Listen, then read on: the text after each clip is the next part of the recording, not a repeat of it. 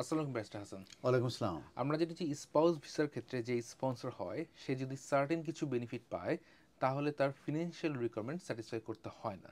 তো প্রায় দেখা যায় যে ওই সার্টেন বেনিফিট পাওয়া সত্ত্বেও তার অ্যাডুকেট মেনটেনেন্স যে রুলসটা আছে বা যেই থ্রেশহোল্ডটা আছে সেটা তিনি পূর্ণ করতে পারেন না। সেই ক্ষেত্রে অ্যাডুকেট মেনটেনেন্সটি পূর্ণ করার ক্ষেত্রে ইউনিভার্সাল ক্রেডিট থেকে প্রাপ্ত অর্থ কি কোনো সাহায্য করতে পারে? আনসার হচ্ছে নো। প্রথমেই বলি যে যেসব স্পন্সর বিশেষ করে ব্রিটিশ সিটিজেন কিংবা সেটেল পারসন কিংবা যারা রিফিউজি স্ট্যাটাসে আছে কিংবা যারা ইউ সেটেলমেন্ট স্কিমে আছে তারা কিন্তু স্পন্সর করতে পারে তাদের যে ফ্যামিলি মেম্বার আছে তাদেরকে জয়েন করার জন্যে তাদের সঙ্গে অথবা ইন কান্ট্রি থেকে সুইচ করে তাদের লিভ টু রিমেন নিতে পারে। তো এই সিচুয়েশনে কিন্তু তাদেরকে রিলাই করতে হয় সার্টেন ইনকাম এর উপরে কিংবা এন্টারটেনমেন্টের উপরে অর তারা যদি কোনো বেনিফিট রিসিভ করে থাকে due to disability illness injury or caring responsibility যদি পেয়ে থাকে। তো এটাই ইম্পর্টেন্ট যে কোন কোন বেনিফিটগুলো অন এন্টাইটেলমেন্ট যদি কোনো স্পন্সর পেয়ে থাকে সেগুলোর উপরে তারা যদি রিলাই করে এবং সেটার উপরে রিলাই করলে কিন্তু তারা ফিনান্সিয়াল রিকোয়ারমেন্টস মিট করতে পারবে for sponsoring there family members যেরকম স্পাউস কিংবা আন্ডার এজ চিলড্রেন।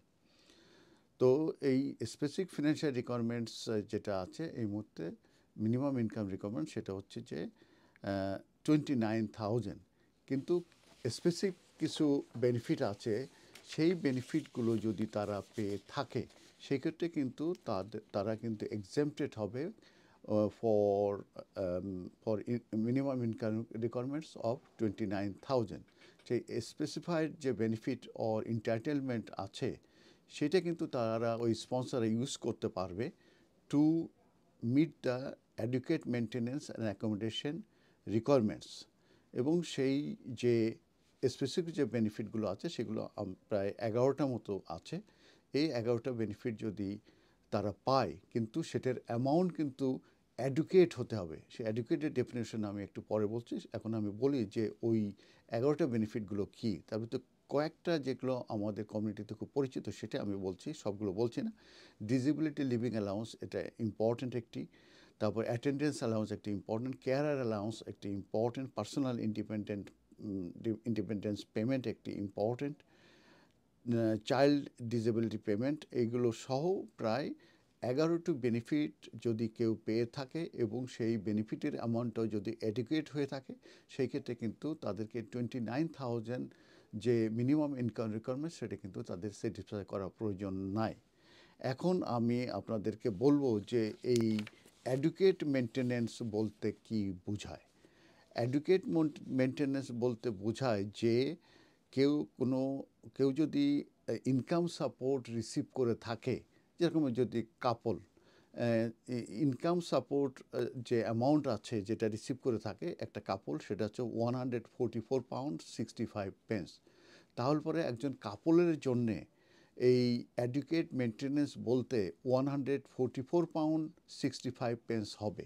কিন্তু আরেকটা জিনিস জানতে হবে, এই £144.65 হতে হবে যেটা যেটা মূলত তার যে টোটাল যে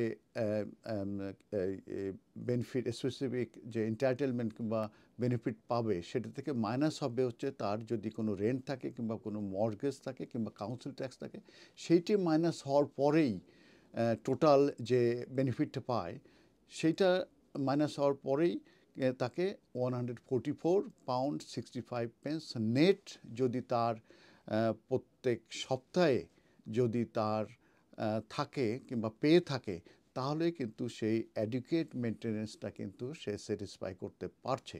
তো অনেক ক্ষেত্রে আমরা জানি যে কেয়ারের অ্যালাউন্স এটা আরও অনেক কম, তারা হয়তো £350 মতো পেয়ে থাকে কিংবা পিআইপি সেটা যদি হয় 250 পেতে পারে যদি তারা লোয়ার লোয়ার যদি রেট পেয়ে থাকে।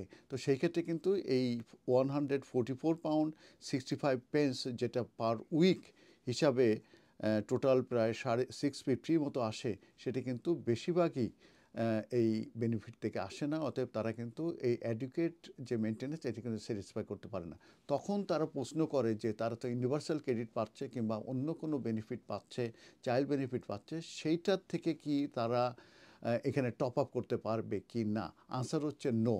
ইউনিভার্সাল ক্রেডিটের যে অ্যামাউন্ট সেটা দিয়ে এই যে কেয়ার অ্যালাউন্স যেটা পাচ্ছে কিংবা পিআইপিতে যে অ্যামাউন্ট পাচ্ছে সেটার উপর টপ আপ করে অ্যাডুকেট মেনটেন্যান্স কিন্তু স্যাটিসফাই করা প্রয়োজন বা সম্ভব না, এবং সেটা কিন্তু অ্যাকসেপ্ট হবে না। এই ক্ষেত্রে এখন প্রশ্ন হতে পারে যে যদি কেউ এই শর্টফল থাকে, সেই শর্টফলটা কিভাবে সে মূলত স্যাটিসফাই করতে পারে কিংবা সেটা তারা দেখাতে পারে। সেই ক্ষেত্রে আমি যেটা বলবো যে তারা কিন্তু পার্ট টাইম জব করতে পারে। যেরকম কেয়ার অ্যালাউন্স যদি পেয়ে থাকে তারা 360 সামথিং, তাহলে তাদের প্রায় 256 মতো তাদের শর্টফল থাকে। ওই অ্যামাউন্টটা কিন্তু তারা পার্ট টাইম জব করে তাহলে কিন্তু তারা ওইটা টপ আপ করতে পারবে।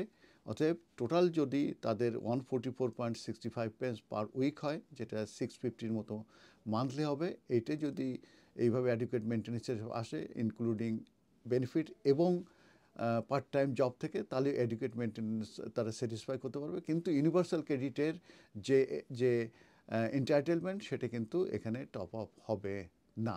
ধন্যবাদ।